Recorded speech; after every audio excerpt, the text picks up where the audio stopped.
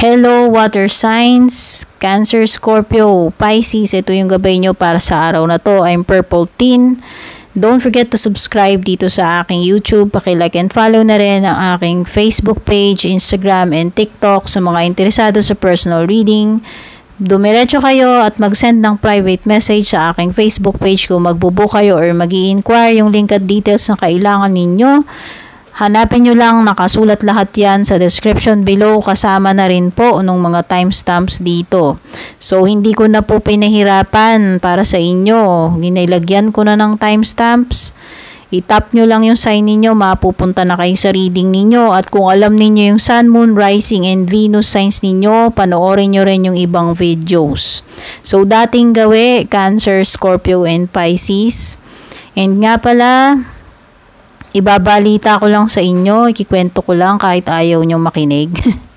Meron na naman nag-comment sa akin na toxic na nakakaantok daw yung reading ko. So, if I'm not mistaken, nasa siya Cancer yata na sign. Yung about September, yung mga paparating sa iyo ngayong September yun. So, hindi ko napapangalanan yung bruha. Pero sabi niya nakakaantok. Ang sabi ko naman, kung inaantok ka na matulog ka na, hindi naman bawal. At saka sabi ko, kung ayaw mo ng mga readings ko, huwag kang manood. Lumayas ka dito sa channel ko. Kasi hindi ka VIP dito. O baka sabihin nyo, nagyayabang ako. Hindi. Tinatapatan ko lang yung mga bastos. Diba? Gaya nga ng sinabi ko, kapag bastos ka sa akin, bastos ako sa'yo. At dahil channel ko to, may karapatan akong express ko ano yung gusto kong sabihin. Ayaw ko nang binabastos ako dun sa sarili kong pamamahay. Yun yung ibig ko sabihin. So, ito ay warning sa mga iba pa dyan na mga bastos. Kung meron pa mga susunod na mambabastos dyan, huwag nyo nang hintayin na i-block ko kayo dito. Lumayas na kayo ng kusa sa channel ko. Hindi ko po kayo hahabulin. Hindi po ako namimilit na magustuhan nyo yung readings ko. Isa-isip nyo yan. Hindi po ako PG. You know? Kung ayaw nyo sa akin, kung ayaw nyo yung mga readings ko, hindi kayo nagagandahan, hindi kayo nakaka-relate, inaanto kayo, o kung ano pang mga pautot ninyo, lumayas kayo. As simple as that. So, ikaw, alam mo na kung sino ka, babae ka. Hindi na kita ibablock. Okay? So, kusa ka na lang umalis. Hello Cancer, ito yung gabay mo para sa araw na ito. I'm Purple Teen. Don't forget to subscribe dito sa aking YouTube. Paki-like and follow na rin yung aking Facebook page, Instagram, and TikTok. Sa mga interesado sa personal reading, mag-send lang kayo ng private message sa aking Facebook page. Kung magbubook kayo or mag-i-inquire, hanapin nyo lang yung link at details na kalagay sa description. Cancer, ito yung lucky day mo, Thursday. Yung lucky numbers mo ay 33, 15, 46, 10, 47, at saka 45.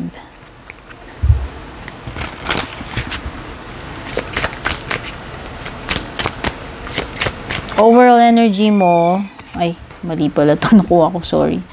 Ang overall energy mo, Cancer,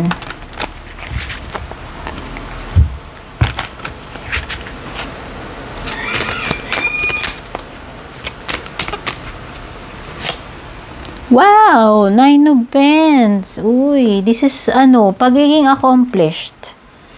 So, nakikita ko ngayong araw na to, kahit na anong mangyari, ma-accomplish mo yung gagawin mo.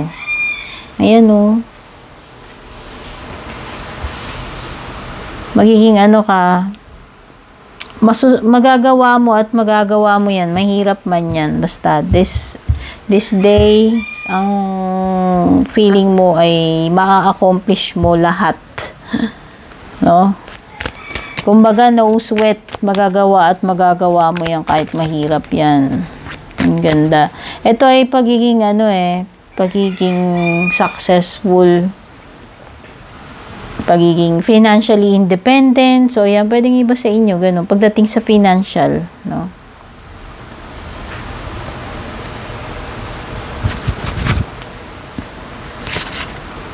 Or, yun nga, pwede naman na energy na magiging independent ka lang ngayong araw na to. Kakayanin mo mag-isa, alam mo, no? Meron ding fire sign energy, Cancer, Cancer tuloy. Aries, Leo, Sagittarius, King. Uy, puro tao ito. So, may Knight and may King. Itong Knight naman is Knight of Cups. Cancer, Scorpio, Pisces. Tas ito namang King of Wands, Aries, Leo, Sagittarius. Okay. So, pwedeng this is someone in possession or boss. Ayan. Nasa sense ko is boss energy. Okay. Baka naman may dealing ka with your boss na isang fire sign. Okay. So, nakikita ko, itong person na to, gusto niya siya yung masusunod. Ang feeling ko, parang ang mangyayari, parang dapat sumunod ka dito sa person na ito. Whether sa workplace man yan or hindi, no? Very strong and dominant yung energy na nasa-sense ko. No, na parang, kailangan sumunod ka sa kanya. Yun yung energy. Yun yung mensahe na nakukuha ko dito. Okay? And this one, pwedeng,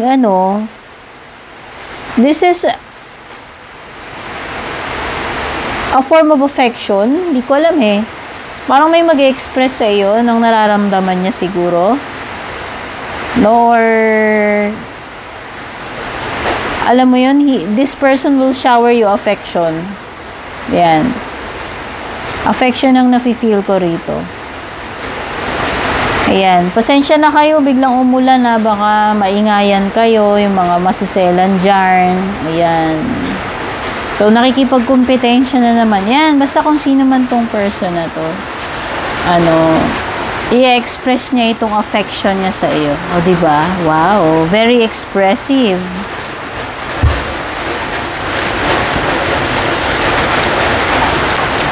Tignan natin love life mo, Cancer. Inseparable, wow. O yung iba dito, para daw kayong kambal tuko na mahirap paghiwalay.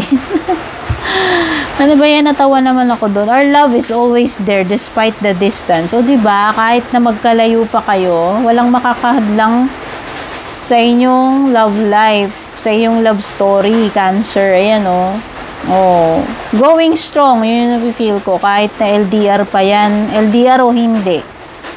Hindi kayo mapag-iwalay basta-basta nito. Matindi yung attachment nyo, yung bonding ninyo.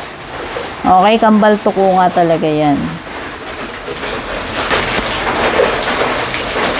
Oy, may sasabihin. O, merong isang aamin. Reveal. I want to tell you the truth. So, finally, malalaman mo na yung katotohanan. Cancer. O, meron ng, pipiyok. May aamin na. O, diba?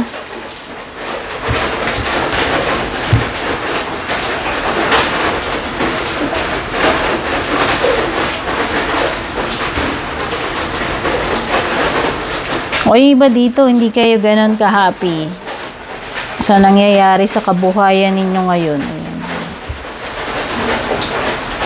Yung iba lang ha, syempre dahil hindi naman personal reading to, pwedeng hindi tutugma talaga lahat. Oh. Meron ding pusa. Oh, meron daw dito doble cara, kakilala mo, kaibigan. Ayan oh. Dalawa yung pagmumukha niyang person na yan. Ibig sabihin, traidor, hindi mo mapagkakatiwalaan. Hindi mo malaman ano yung totoong mukha niya dalawa okay? Kasi sabi kaibigan mo raw, Cancer. Ayan, baka kilala mo na yan, pangalanan mo. Stepping into new experience, ayan, leg. Wow, parang merong something new para sa'yo, paparating. Kasi ayan mag-i-step ka raw sa bagong experience. So ito, something na hindi mo pa nasubukan before, kung ano man ito, whether sa trabaho man, sa relationship, hindi ko alam basta something na bago para sa iyo, papasok ka sa something na bago. Fair man, may kadil ka lalaki, pwedeng may light hair, blonde, uban, or bleached hair, basta lalaki na light yung kulay ng buhok. You will be taken care of in difficult times. Oh.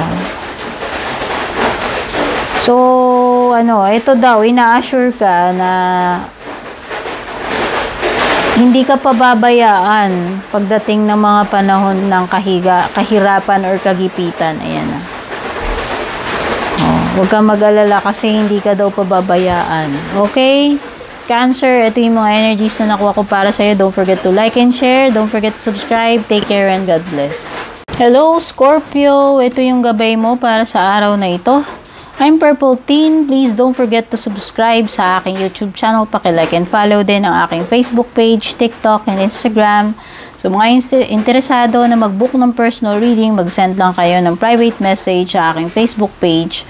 Kung mag-i-inquire kayo or magbubook, yung link at saka yung mga detalye, hanapin nyo, nakalagay sa description. Scorpio, ang lucky day mo Thursday, lucky numbers mo 1, 52, 27, 50, 15, tsaka 25. Tapos, ang overall energy mo, Scorpio, Ace of Wands. Uy. So, mukhang ito ay hudyat ng something na, paparating para sa iyo. Ayan, So, mukhang may bagong paparating. Okay. Pero, pwede rin itong indication na, alam mo yun, nandun ka sa, na-excited ka. Na-excited ka, enthusiastic ka tungkol sa isang bagay. Ayan. Buo yung loob mo, kumbaga ito yung passion mo, kaya talagang walang makakapigil sa'yo. Ganun kataas yung level ng energy mo, ng excitement mo about this. So, yan. Kung meron ka mang gagawin or sisimulan, yan yung energy mo.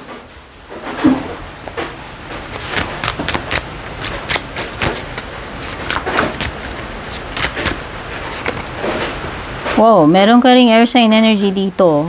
Gemini, Libra, Aquarius. Ayan. Meron din confusion with the 7 of Cups. So, ayan. Pwede kasing marami kang pagpipilian. So, maswerte ka. Maswerte ka kasi marami kang pagpipilian dito. Hindi lang isa. Scorpio. So, ayan. Ang ibig sabihin lang, bahala ka nang mamili. Ano ba talaga yung pinakagusto mo dyan? Ano yung sa tingin mo na babagay para sa'yo? Ano yung sa tingin mo na doon ka mag-e-enjoy or magiging masaya? Or ano ba sa tingin mo yung tama or nararapat para sa'yo? So, ayan, Kumbaga, pwedeng ipe-present ni universe, ito yung mga opportunities na meron para sa'yo ngayon, Scorpio. So, you are blessed sa tingin ko. Kasi, maraming maraming pwedeng maging outcome, marami kang pwedeng pagpilian, Kailangan lang na hindi ka magkamali sa kung ano man yung pipiliin mo dyan. Okay. So, nakikita ko rin dito with the King of Swords na kailangan i-handle mo yung situation ng kalmado at saka, alam mo yon yung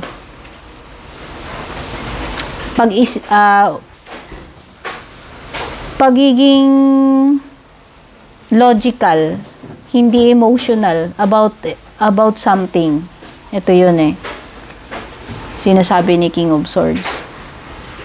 So, walang bagay na hindi mo masusolusyonan basta wag mong hayaan na kontrolin ka ng mga emotions mo. Ayun yung nafe-feel ko rito. So, kung gagawa ka ng decision, ng action, make sure na hindi mo yan hinuhugot dahil lang galit ka or Basta, yung pairalin mo dito is yung kokote mo.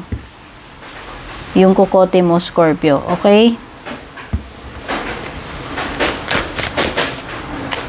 Tingnan na natin love life mo.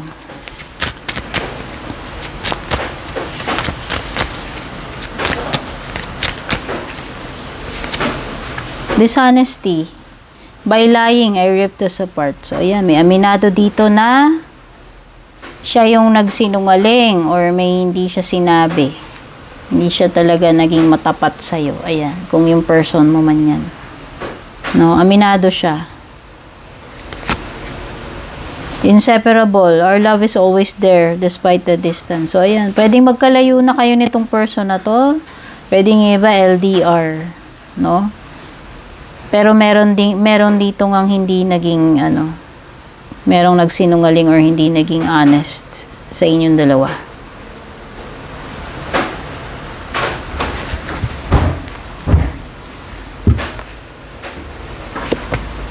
Moon, changes in your life.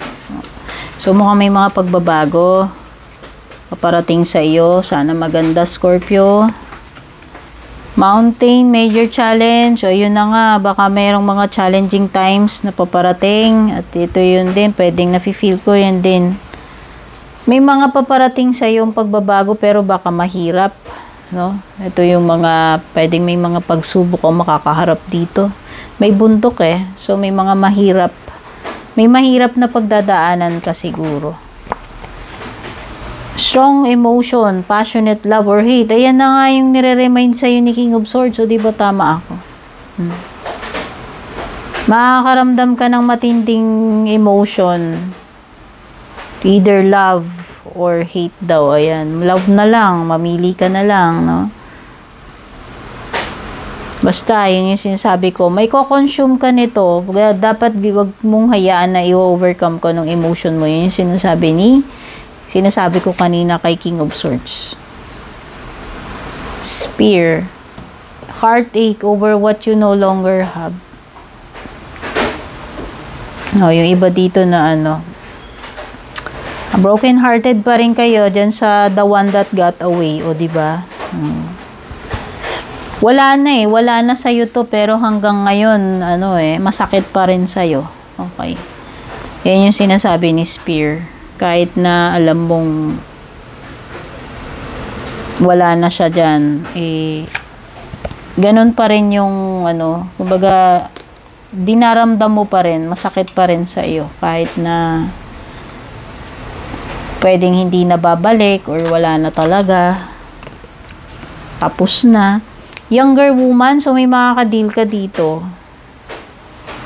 Bata. Mas bata sa'yo, basta. Kung sino man ito. Walang sinabi na iba pang details. Basta sabi lang, may makaka-deal ka na mas bata sa'yo at babae. Okay? Scorpio, ito yung mga energies mo. Don't forget to like and share. Don't forget to subscribe. Take care and God bless.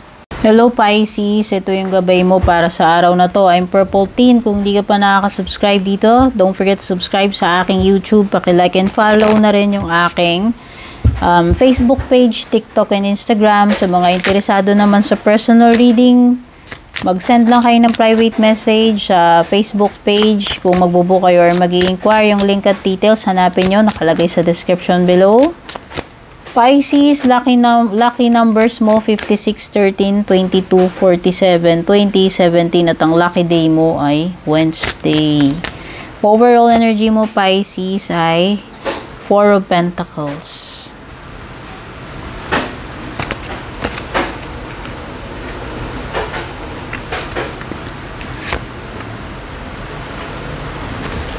Okay. Ay, feel ko dito parang gusto mo nang i-secure etong relationship nyo sa pamamagitan ng marriage. Yun yung nafe-feel ko. Naghahanap ka ng security something na mapanghahawakan mo. So, yan. Kung hindi ka pa kasal, Pisces, yan yung hinahanap mo at gusto mo sanang mangyari sa inyo ng person mo. Whether may mga anak na kayo, nagsasama kayo, pero hindi pa kayo kasal or kahit wala pa kayong anak.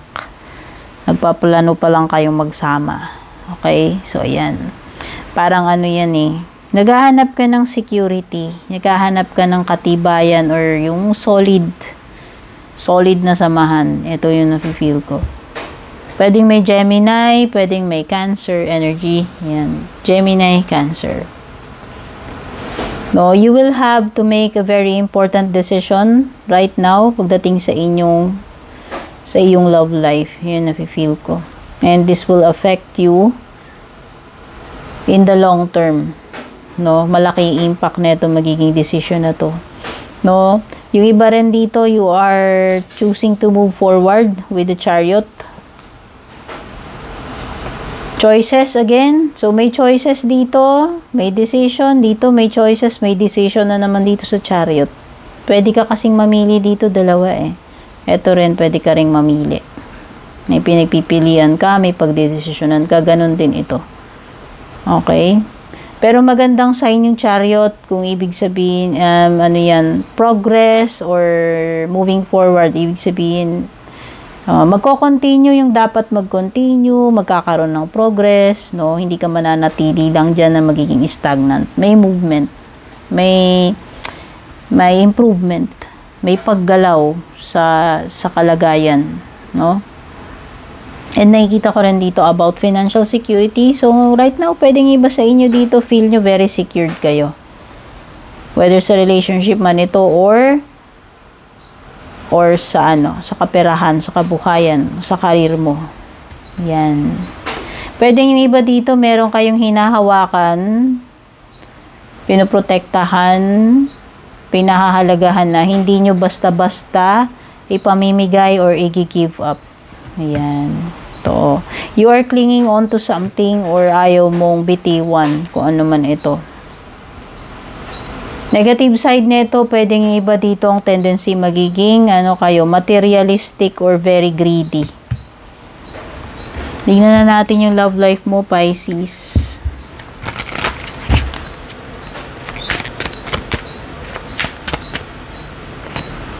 Habits. I don't know if you will ever change. O yan. Pwedeng may mga bad habits kayo ni person mo. Dito sa isa't isa.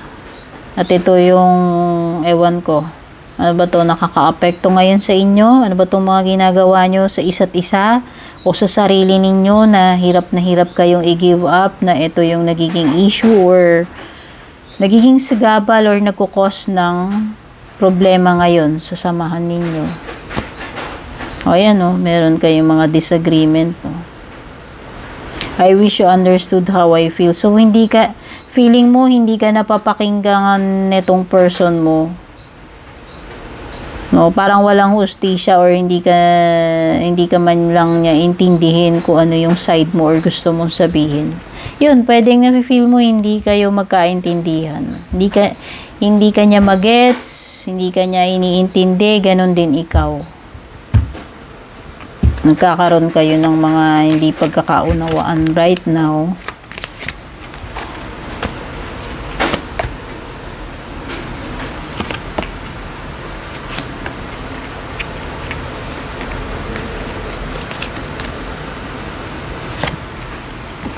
O may makakadil ka babae na maputi yung buhok or blonde or may mga uban. Ayan. Basta babae na light-haired. Meron ding something tungkol sa pagiging emotionally secure, loving family is important. O diba? Gaya nga ng sinasabi ko, important sa iyo yung security dito. O diba? Tumama na naman ako dito. Yung binabanggit ko, hindi nadaldal ko kanina dito. Ito, sinasabi na ni Nest. So, yan, pwedeng iba dito, nagbibuild na kayo ng solid foundation dito sa relationship nyo or nagpaplano na kayo mag-start ng family or kung hindi pa kayo nakakasal, yun nga, pwedeng yun yung goal mo o yung gusto mo mangyari, yung i-secure, i-semento itong samahan ninyo para maging solid. Ikasal kung hindi pa nakakasal. O, kasi pwedeng yung iba dyan, nagsasama na kayo, may anak na kayo, hindi pa kayo kasal. O, pwede yung iba kahit wala pang anak. O, gusto nyo lang talagang i-secure yung relationship ninyo ng marriage. Merong ear, good news. So, ayan, may magandang balitang paparating sa iyo ngayong araw na to. Ito, nabanggit ko na yung babaeng light-haired na may encounter mo. Meron ding binabanggit dito sa buwan ng May. O, tandaan mo yan. Kung nangyari na to, o the last May, o kung hindi pa, kung may mahalagang kaganapan, pwedeng itong next year na May. And merong purse, pay attention to your finances daw. Ayan, o, baka maging pwedeng magkaroon ng issue o something na dapat mong asikasuhin pagdating sa kabuhayan o sa pera. Ayan, o. maging maingat pagdating sa anything na may kinalaman sa pera. Okay, Pisces, ito yung mga energies na nakuha ko para sa'yo. Don't forget to like and share. Don't forget to subscribe. Take care and God bless.